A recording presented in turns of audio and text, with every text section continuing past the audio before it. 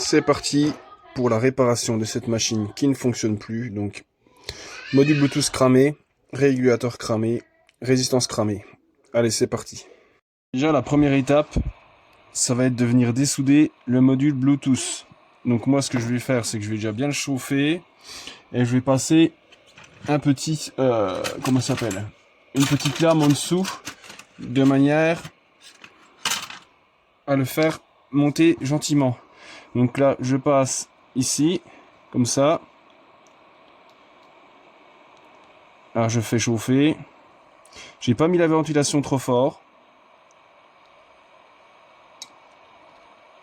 Et on lève gentiment. Là, je vois l'étain qui est en train de croustiller, là. Voilà, bon, j'ai tiré trop fort, il y a une petite, un petit bout qui est parti. Faut faire pareil de l'autre côté. Donc ce que je vais faire, maintenant que j'ai fait ça, donc je peux prendre la petite Bruxelles. Et je vais chauffer les pistes. Voilà. Bon, j'ai fait ça mieux que la dernière fois. Donc autrement, on peut couper. Alors je vais couper mon pistolet à air chaud. Alors ce que vous pouvez faire aussi, c'est couper le plus 3 volts. Il est là. Il est en bas. Donc vous repérez le plus 3 volts qui est ici. Donc là on se remet ici. Donc le plus 3 volts, c'est la première piste qui est ici. Celle-là, si vous la coupez avec une petite lame, elle repartira plus là-bas. Donc en fait, ça le désactivera. Bon là, je l'ai presque enlevé sans encombre. Donc là, comme je vous ai dit, le plus 3 volts, il est ici. Donc là, vu qu'il est ici, on le retrouve ici. Donc ici. Donc là, en premier, la première pin ici. Pour le reste, vous avez deux solutions. Soit vous dessoudez le PCB complètement, soit vous le faites en étant monté. Par contre, c'est super risqué, il va falloir mettre vachement de clapton, du scotch comme ça, pour protéger les autres composants. Parce que c'est possible qu'avec le pistolet à air chaud, que vous décollez les composants d'à côté. Surtout celui-là, il est juste à côté. Hein. Alors, on va dire que celui-là, à dessouder, il est pas trop compliqué. Par contre, celui-là, pour le dessouder et le ressouder, c'est vraiment très petit, comme vous pouvez voir. Donc là, je me tâte, est-ce que je dessoude, est-ce que je dessoude pas? Parce que ce que je pourrais faire, c'est mettre une résistance de 20 ohms entre ici et ici. Ça ferait le même effet que la petite résistance qu'elle a. Sauf que les seules résistances en 20 ohms que j'ai, c'est des grosses comme ça, et elles passeront pas dans la carcasse. Ça, c'est bien dommage. Ou soit j'en commande en 20 ohms, mais je me demande si je vais pas en commander, parce que c'est quand même plus simple à mettre qu'ici, la R44 à mettre, c'est la chierie. Alors que le régulateur, c'est assez facile à changer, on va dire.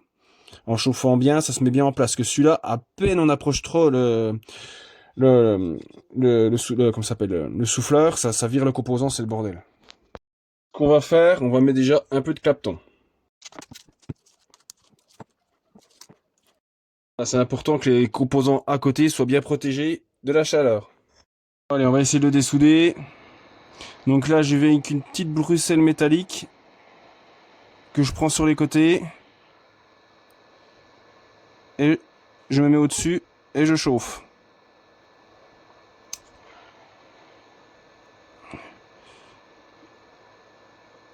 La coquine, elle veut pas y aller.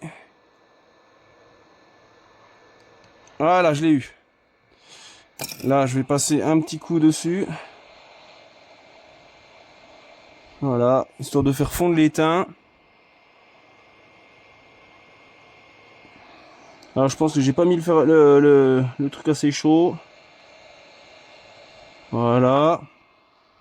Là, je vais mettre un tout petit peu d'étain liquide. Alors, vraiment un tout petit peu.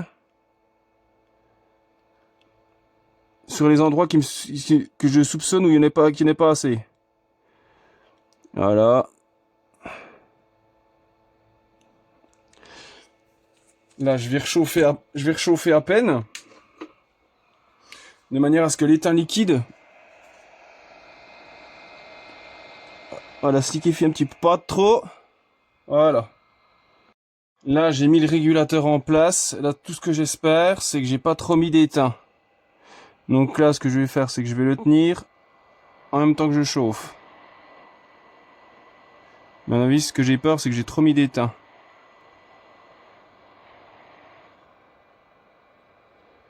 Finalement, ça a l'air d'aller. Donc, bon, j'ai dû monter la résistance hors caméra et le régulateur. J'arrivais pas à les mettre. C'est super chiant. Du coup, j'ai pas enlevé le PCB. Ça marchait pas du premier coup.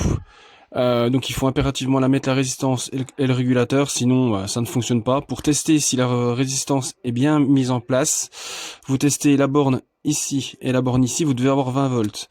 Et quand vous prenez la première et la dernière, vous devez avoir 3 volts 3. Ça veut bien dire que ça fonctionne.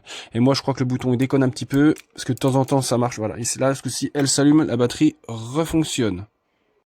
Donc pour récapituler, on enlève le module Bluetooth ou on coupe la première piste qui est ici. Après, on s'occupe du régulateur et la résistance, ou l'inverse.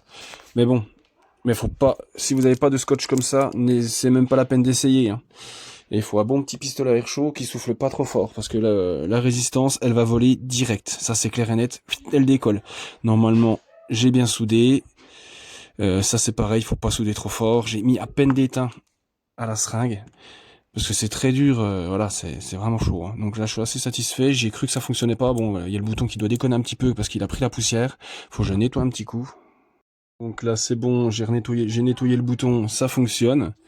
Donc affaire à suivre. Les régulateurs que j'ai pris, c'est pas les plus puissants, mais vu qu'on enlève le module Bluetooth, c'est pas grave.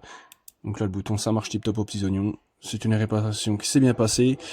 Mais j'ai vraiment cru que ça ne fonctionnait pas, parce que j'ai fait mes tests sans la résistance pour voir si le régulateur fonctionnait, mais en fait il faut impérativement la résistance pour voir si le courant est passant.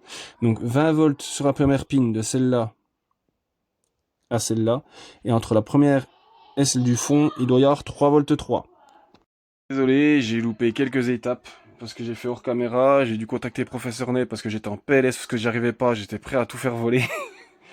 Moi, l'électronique, c'est pas mon truc. Quand c'est tout petit, c'est vraiment pas mon domaine. Moi, je préfère les plus gros trucs. Donc, j'espère que cette vidéo a pu vous aider. Tchuss!